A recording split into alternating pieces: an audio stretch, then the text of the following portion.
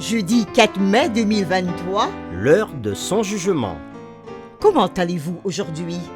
Êtes-vous de bonne humeur, Découragé fatigué? ou d'attaque pour cette journée? Nous souhaitons que le temps que vous passerez avec nous sur votre chaîne, l'aventure dans la parole, vous soit bénéfique.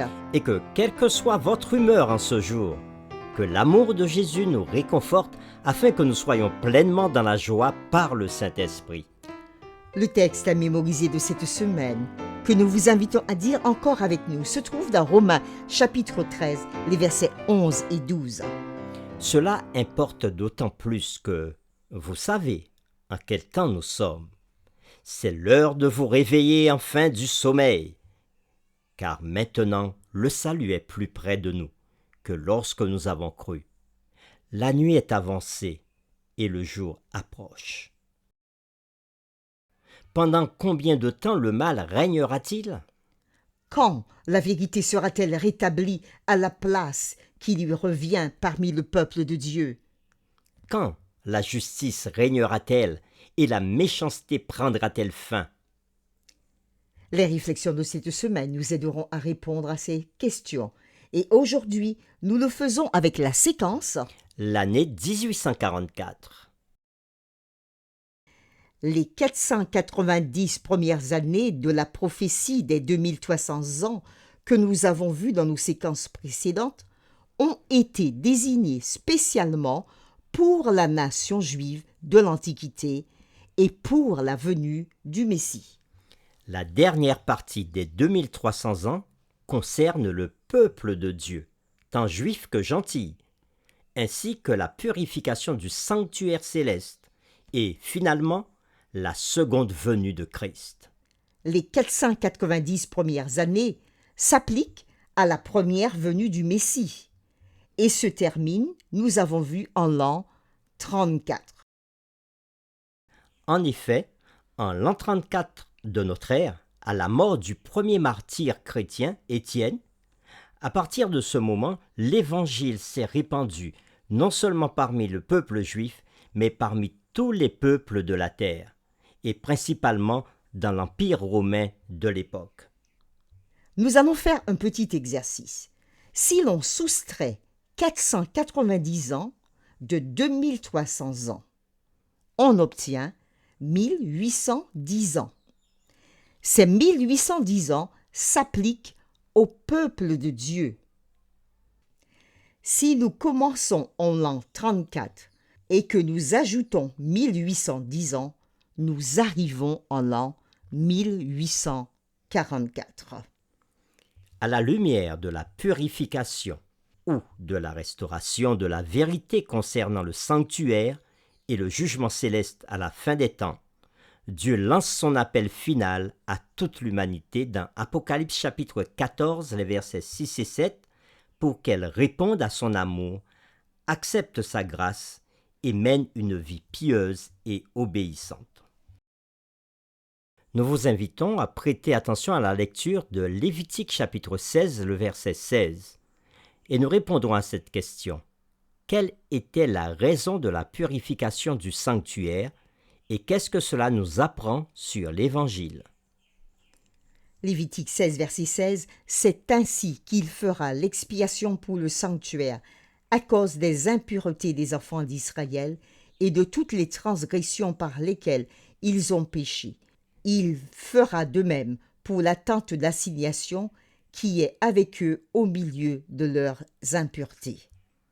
Répondons donc à cette question après la lecture de Lévitique 16, verset 16. Quelle était la raison de la purification du sanctuaire et qu'est-ce que cela nous apprend sur l'Évangile? À cause des péchés du peuple, le sanctuaire devait être purifié, ce qui ne se produisait qu'avec le sang des animaux. C'est la même chose pour nous. Nous avons besoin d'un sauveur dont la vie est symbolisée par les animaux immolés le jour des expiations, comme seul moyen de délivrance lors du jugement. Lisons maintenant Lévitique chapitre 23, les versets 26 à 29. Qu'est-ce que Dieu a ordonné à son peuple de faire en ce jour de jugement et qu'est-ce que cela signifie pour nous aujourd'hui. Lévitique chapitre 23, les versets 26 à 29. L'Éternel parla à Moïse et dit : Le 10e jour de ce 7e mois, ce sera le jour des expiations. Vous aurez une sainte convocation. Vous humilierez vos âmes et vous offrirez à l'Éternel des sacrifices consumés par le feu. Vous ne ferez aucun ouvrage ce jour-là, car c'est le jour des expiations, où doit être faite pour vous l'expiation devant l'Éternel votre Dieu. Toute personne qui ne s'humiliera pas ce jour-là sera retranchée de son peuple. Après lecture de ce texte, nous répondons à la question : qu'est-ce que Dieu avait ordonné à son peuple de faire en ce jour de jugement et qu'est-ce que cela signifie pour nous aujourd'hui? Nous avons vu à travers ce texte que nous venons de lire que les Israélites devaient s'humilier, ils devaient humilier leurs âmes. Cette expression indique qu'ils devaient s'humilier et examiner leur cœur, confesser leurs péchés, se repentir et demander à Dieu de les purifier comme le grand prêtre purifiait le sanctuaire terrestre. Avant de terminer, réfléchissons par rapport à ce que nous venons de dire, en ce qui nous concerne. Les chapitres prophétiques de Daniel 7 à 9 et d'Apocalypse chapitre 14 mettent particulièrement l'accent sur les appels urgents à se préparer à l'heure du jugement.